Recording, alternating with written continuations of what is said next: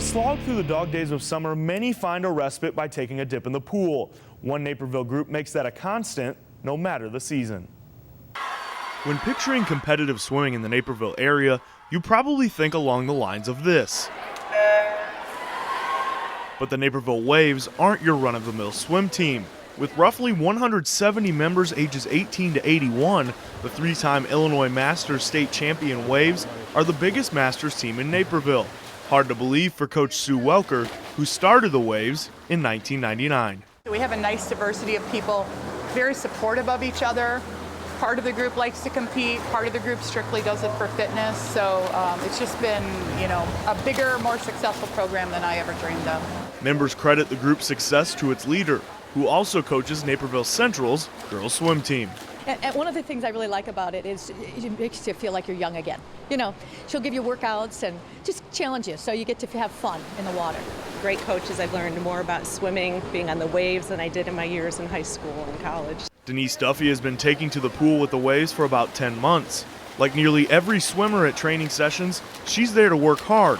Her coach knows that. They don't necessarily come and somebody to be really soft on them. They want to be challenged just like somebody that's 20 years old. I treat them like I do my high school kids. I'm not easy, I have workouts, got to get going. With 26 practices each week and more than 12 events each year, Wave swimmers have plenty of opportunities to scratch that competition itch. But for some of the swimmers, the more important things are the friendships they've formed in the pool.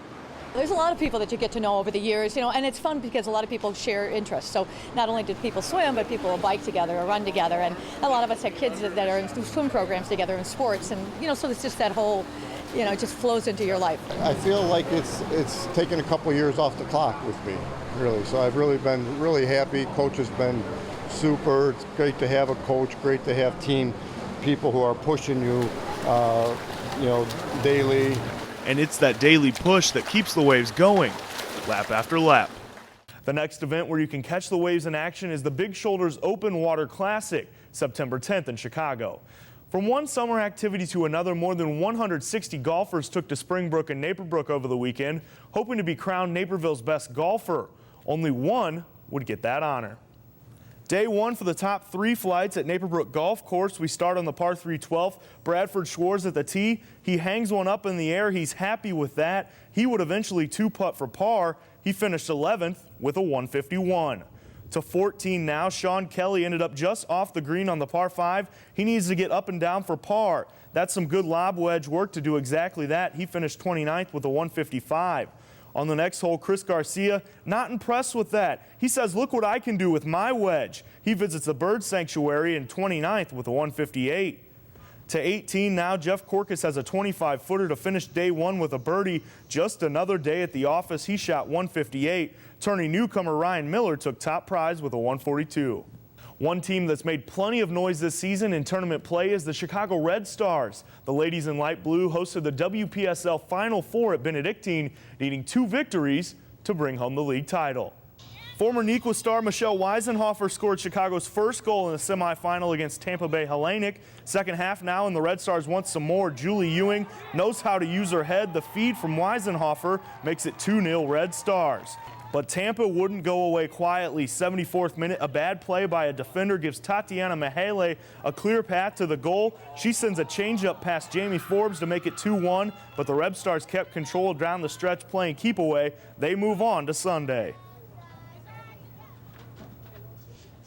There they would meet the Orange County Waves. Vanessa DiBernardo back in the lineup for the Chicago Red Stars. But the Waves strike first. Kiki Bazio squeezes one in a tough angle. Visitors up 1-0. Fast forward to the 88th minute. Desperation time. Weisenhofer, the flip throw in. Julie Ewing, the hero 2 days in a row. We're tied at 1. We go into overtime. In the extra period, DiBernardo from 30 yards out. Sophia Perez says no. Later in overtime now, Brittany Klein finds Tanya Taylor with a lead pass. Chicago thinks she's offsides, no call. She puts it past Forbes for the go-ahead goal, and the Waves are your 2011 WPSL champs.